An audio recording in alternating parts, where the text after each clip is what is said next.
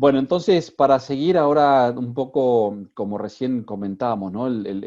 ¿Qué pasa con hoy en este momento de pandemia? Muchos de nosotros estamos muy limitados, nuestras pacientes están muy limitadas porque algunas no pueden ser tratadas en tiempo y forma. Se acaba de publicar un trabajo, una investigación rápida, si se quiere, pero que puede darnos un poquito de información o un poquito de datos al respecto. Para eso le pedí a la doctora Constanza Condins, médica de nuestro servicio, que lea el trabajo, lo prepare para contarnos un poquito de qué se trata. Connie, ¿estás por ahí? Estoy acá, ahí pongo compartir.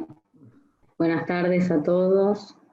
Si no se escucha, saco el video porque no tengo muy buen internet. Se te escucha perfecto, Connie, ¿eh? Sí, perfecto.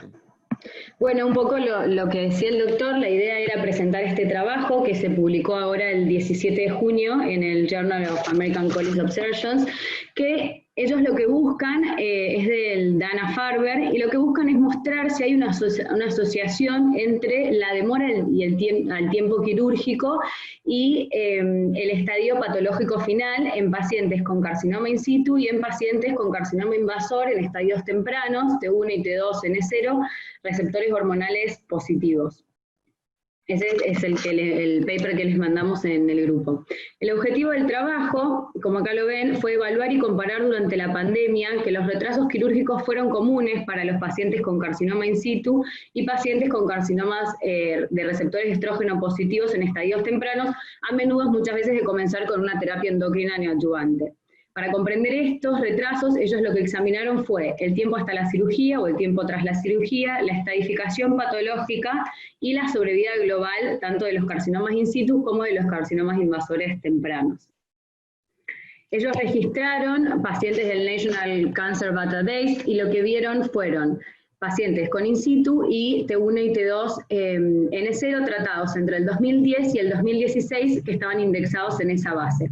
Como criterios de inclusión, nuevamente, pacientes con carcinoma in situ y carcinoma invasor en estadios tempranos, y como criterios de exclusión, pacientes que no fueron operados dentro del año del diagnóstico, pacientes que hicieron tratamiento con quimioterapia no adyuvante, pacientes con carcinomas invasores receptores hormonales negativos y aquellos que solo fueron tratados con una terapia endocrina neoadyuvante sin una cirugía posterior. Todos estos en algún momento pre-quimioterapia neoadyuvante, terapia endocrina neoadyuvante o post fueron operados. Estas son algunas de las variables que estudiaron, obviamente la edad de los pacientes, la raza de las pacientes, el tipo de carcinoma, el grado tumoral y el TNM de los pacientes.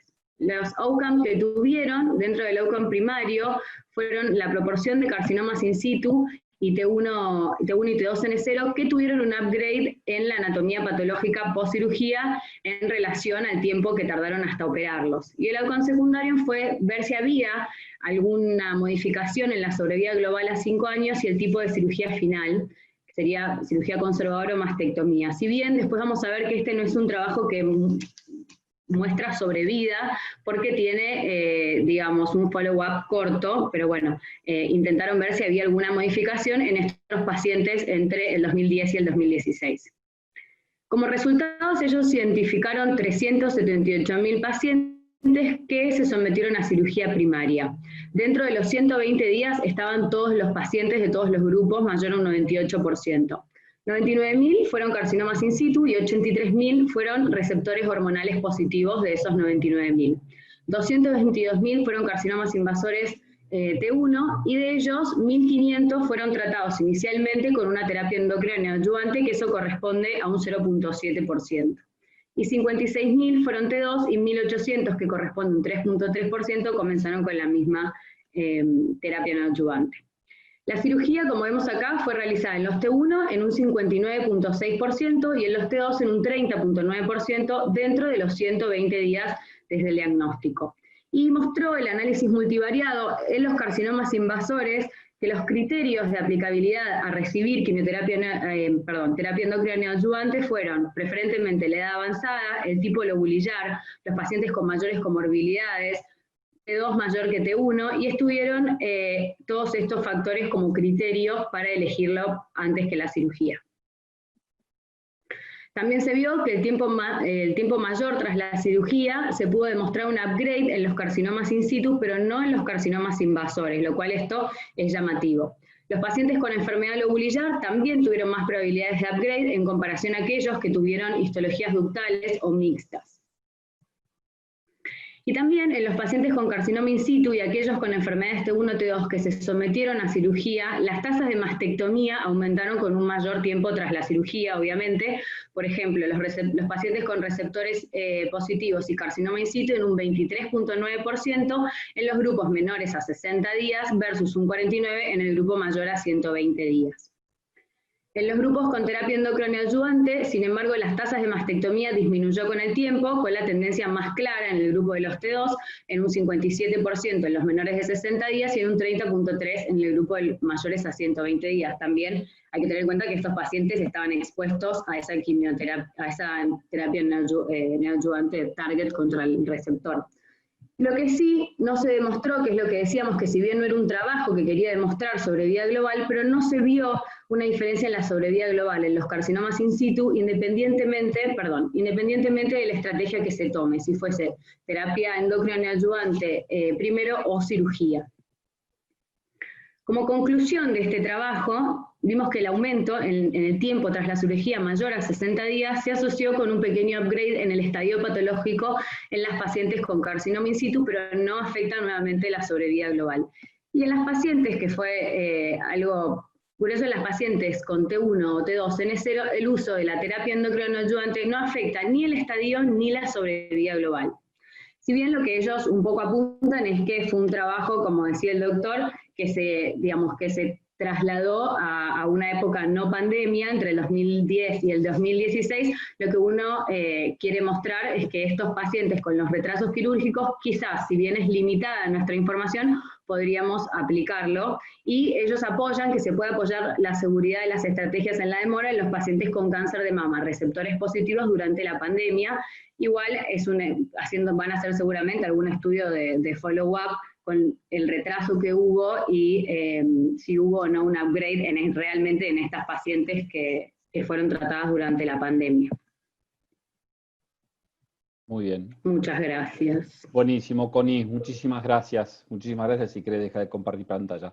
Bueno, entonces, nos parecía un trabajo que era relativamente sencillo en la información, pero que podía darnos un poquito de datos o de pautas a todo esto que estamos viendo, ¿no es cierto?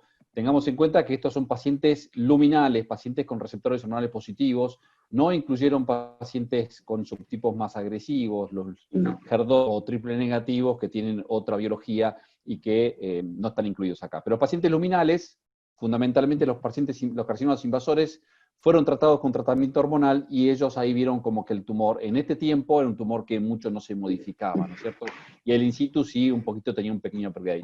No pensemos, como decía recién la doctora Condis, no tenemos que pensar todavía evaluar datos de sobrevida, eso será para más adelante, cuando corra el tiempo y veamos si pueden sacar algún dato o una conclusión en lo que es sobrevida. Pero en estos pacientes que si hoy no podemos operarlas, porque en el lugar donde trabajamos no tenemos posibilidad de llevarlas a quirófano como habitualmente hacemos, una opción podría ser empezar con tratamiento hormonal hasta tanto tengan la posibilidad de poder llevarlas a quirófano. No sé si alguien tiene alguna pregunta o algún comentario de este trabajo, puede levantar la mano o habilitar el micrófono y hacer la consulta o la pregunta. Yo creo también, Doc, que es importante que las pacientes que fueron elegidas para terapia endocrina fueron pacientes que hoy en día quizás tienen mucha más comorbilidad al entrar a un quirófano, ¿no? Las pacientes grandes, las pacientes que tienen comorbilidades. Entonces, bueno, por lo menos hay algo que quizás pueda apoyarnos a empezar con ese tratamiento, si bien después se va a operar, quizás no en este lapso pandémico. Por supuesto, perfecto, perfecto. Bueno, ¿algún comentario, alguna pregunta? Bueno. A ver, espera que tenemos acá en el chat, no sé quién es el chat. Nada, Marta Sanguinetti, gracias Marta, te estamos extrañando Marta, ya te volveremos a ver.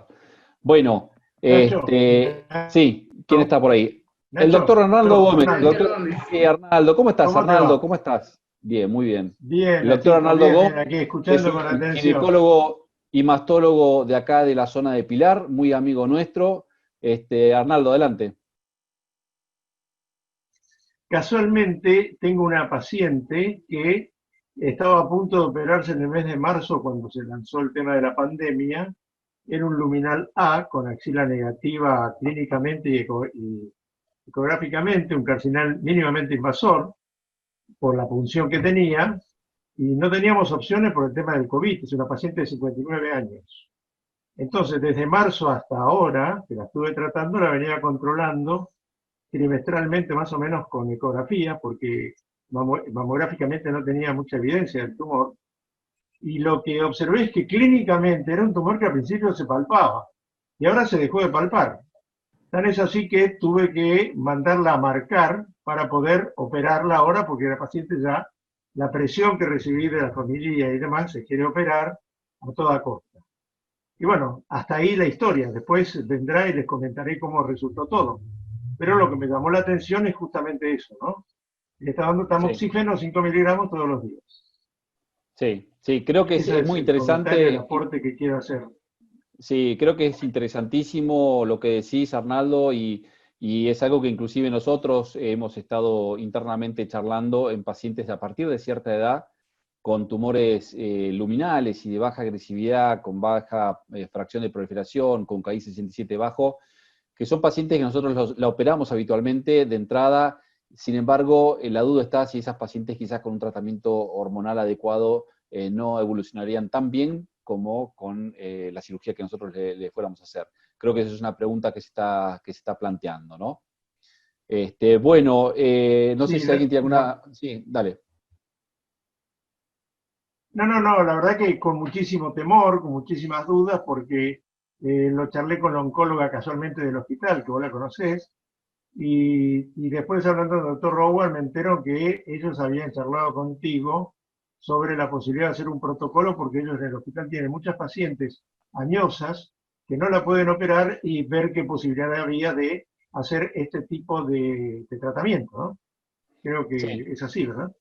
Sí, es algo que hemos Bueno, estado charlando. Nosotros en este momento tenemos algunas pacientes de cierta edad con tratamiento hormonal y, bueno, poco tiempo, pero la verdad que creemos que es una muy buena alternativa. Y sí, ese es como te decía, es una idea, algo que estamos madurando para ver si en colaborativo con el hospital acá, el Sanguinetti, nosotros podamos avanzar en algo.